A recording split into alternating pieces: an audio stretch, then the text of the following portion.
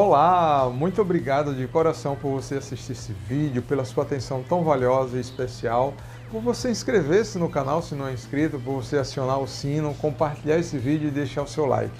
Que Deus te recompense multiplicadamente. Olha, eu estou respondendo uma série de perguntas e essa é um tanto polêmica, né? É uma pergunta um tanto extraordinária. O sexo anal é pecado? É isso que eu vou responder, não apenas responder, mas justificar minha resposta explicando por quê.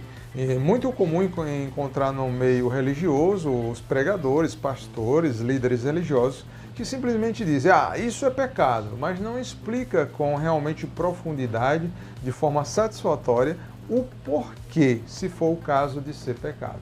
E se não, também o ideal é justificar, é sobre isso que eu gostaria de falar. Olha, para iniciar, primeiro eu preciso explicar que tipo de sexo anal a que estamos se referindo. Eu quero responder em relação ao sexo anal entre um casal casado, um casal hétero e monogâmico, ou seja, um casal de sexo opostos, um homem e uma mulher, e casado no papel, casado no civil, realmente reconhecido pela sociedade que trata-se de um casal casado, tá bom? Por quê? Porque quando a gente fala do sexo anal entre dois homens, a gente já sabe que é um pecado, é o pecado da homossexualidade. Quando se trata de duas pessoas, mesmo um homem e uma mulher, mas que não são casados, são solteiros, trata-se do pecado da fornicação. E quando se trata do sexo entre pessoas casadas, que não são casadas entre si, mas com outra pessoa, estamos falando do pecado do adultério. A comparação para você entender melhor o que é o adultério é a gasolina, por exemplo. Ela é pura, você comprou no posto de combustível e aí você diz, olha, eu vou, para aumentar a quantidade, porque está muito cara, eu vou adicionar muito álcool, vou adicionar água. Você está fazendo o quê? Você está adicionando algo a mais da fórmula original, então você está adulterando aquela gasolina. Então, adultério é quando há um casal casado e vem um terceiro elemento, uma terceira pessoa fora do casamento, então isso é adultério. Mas eu quero me referir ao sexo no casamento, tá? Entre duas pessoas, um homem e uma mulher, casado no civil, realmente reconhecido perante a sociedade como um casal casado. Essa é a pergunta e que muitas pessoas às vezes têm respondido de forma muito simplória no meio cristão e não têm explicado. O primeiro passo é se é ou não é pecado. Existem pregadores e pastores que dizem que sim, que é pecado. E eles se baseiam, basicamente, lá em Romanos, capítulo 1, versículo, se eu não me engano, 16 em diante. Uma das regras da teologia para você fazer uma doutrina, um princípio, é nunca se basear em apenas um trecho bíblico. Sempre há o contexto. E tem uma frase que diz que texto sem contexto é pretexto para heresia. É necessário que você leia o texto e o contexto. Lembrando que o princípio que eu acabei de falar há pouco é que você precisa, o ideal de pelo menos 3 versículos, 3 trechos diferentes que afirmem a mesma coisa para você criar uma doutrina. E em relação ao sexo anal, os pregadores e pastores apenas ensinam, baseando-se em um trecho bíblico. Isso é um erro teológico. Se baseiam em Romanos 1, 16 em diante, onde está escrito que a mulher deixando o seu uso natural, etc., estão cometendo torpeza, etc. E eles usam essa expressão, deixando a mulher o seu uso natural. Eles dizem que a Bíblia está dizendo que o sexo anal é pecado, que ela está deixando o sexo comum, normal, o vaginal, para usar o sexo anal. Não, esse versículo não está falando isso. E já no contexto, logo nos próximos versículos, você chega à conclusão de forma muito clara de que esse trecho não está falando sobre isso. Por quê? Porque mais na frente, nos próximos versículos, está escrito, e também da mesma maneira, deixando o homem, no caso o método, o uso natural, se inflamaram homem com homem, cometendo torpeza. Se está falando de homem como homem, então está se falando da homossexualidade. Entendeu? E não do sexo anal entre casais casados. Está falando-se de um assunto totalmente diferente. Não está falando da mulher deixar de fazer o sexo comum, normal, para fazer o sexo anal, e isso seria pecado. Não, está falando de mulher com mulher, está falando do lesbianismo. Está falando assim como as mulheres estão deixando o uso natural, ou seja, o casamento com um homem, para ter relações com outra mulher. Assim também os homens se inflamaram um com o outro. Então, não está se falando disso. Então, tirando esse versículo, esse trecho, você não acha na Bíblia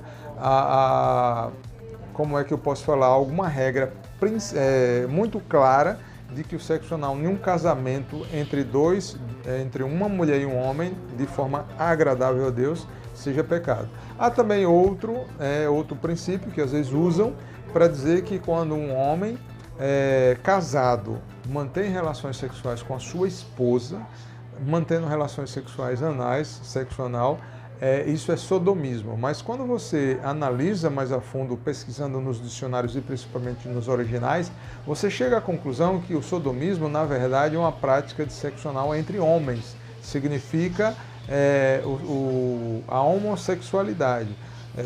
No Novo Testamento também tem trechos que diz que tanto os sodomitas não herdarão o reino de Deus, e logo em seguida diz, e os efeminados também. Então está se falando de quê? Do sexo anal entre ativos e passivos, homossexuais, ativos e passivos. Então, outro versículo também que corrobora com o que eu estou falando, que não é pecado no casamento, um homem, o esposo, fazer sexo anal com sua esposa não é pecado, é que está escrito no Novo Testamento que o homem não tem domínio sobre o seu próprio corpo, mas tem uma esposa. E a mulher também não tem domínio sobre o seu próprio corpo, mas tem no marido. Ora, o que está dizendo nesse versículo? Nesses versículos é que o homem, ele não é dono do seu próprio corpo, mas a esposa tem domínio e é dona do corpo dele. Ele não pode negar, de uma forma geral, toda regra é exceção, mas de uma forma geral ele não pode negar o seu corpo à sua esposa quando ela tiver carência e precisar de sexo, bem como a mulher não deve dizer que tem domínio sobre o seu próprio corpo e negar o esposo. Agora aqui para nós, a palavra qual é? O corpo. O marido, o homem, não tem domínio sobre o seu próprio corpo. E a mulher não tem domínio sobre o seu próprio corpo. Corpo inclui o quê? É somente as mãos? Somente o rosto? Somente os lábios? Somente a barriga? O corpo é todo o corpo. Sendo assim, é lógico que a mulher, ela precisa também ser...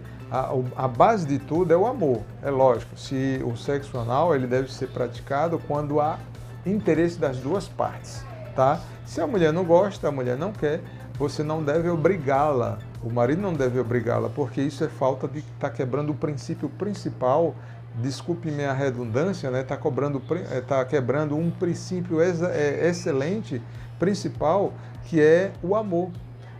O Senhor Jesus resumiu 613 leis em uma só: amar ao próximo, né?